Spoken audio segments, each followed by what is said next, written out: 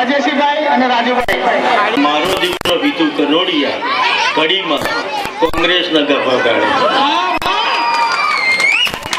તો એ વિલનને ફિરોજ ઈરાનીને આ ગમે નહીં કે એની બેન સાથે હું પ્રેમ કરું છું.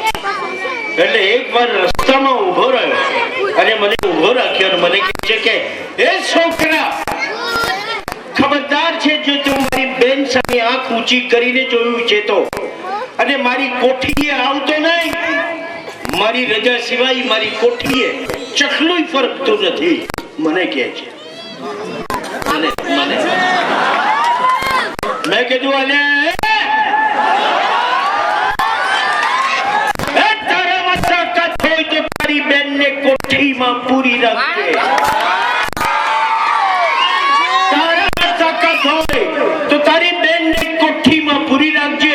હું આવતી પૂનમે આવીને તારી બેનને ઉઠાવીને લઈ જાય.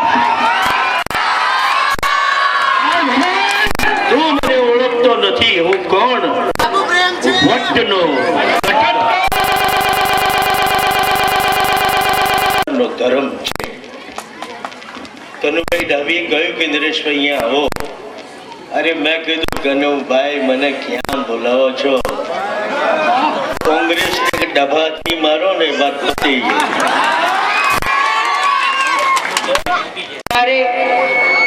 આપણને બહુ હેરાન કર્યા, આપણને બહુ દુઃખી કર્યા, કરોડો રૂપિયાના કૌભાંડો કર્યા. જે કરોડો રૂપિયાથી આપણું એ લોકોએ નેતૃત્વ કરવું જોઈએ, આપણી સહાય કરવી જોઈએ. એની બદલેમાં આપણા રૂપિયા બધા કરોડો રૂપિયા એ લોકોએ લૂંટી લીધા. અને આતંકવાદી હોય તો આપણને બંદૂકથી મારે, પણ આ તો આતંકવાદથી ખરાબ છે કોંગ્રેસ વાળા. આપણને ભૂખે મારે, આપણને મોંઘવારી કરીને મારે.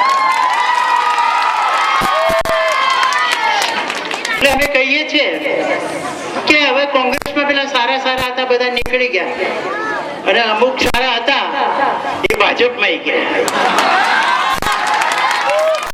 એટલે સારા સારા બધા નીકળી ગયા, હવે રહી ગયા છે મામા.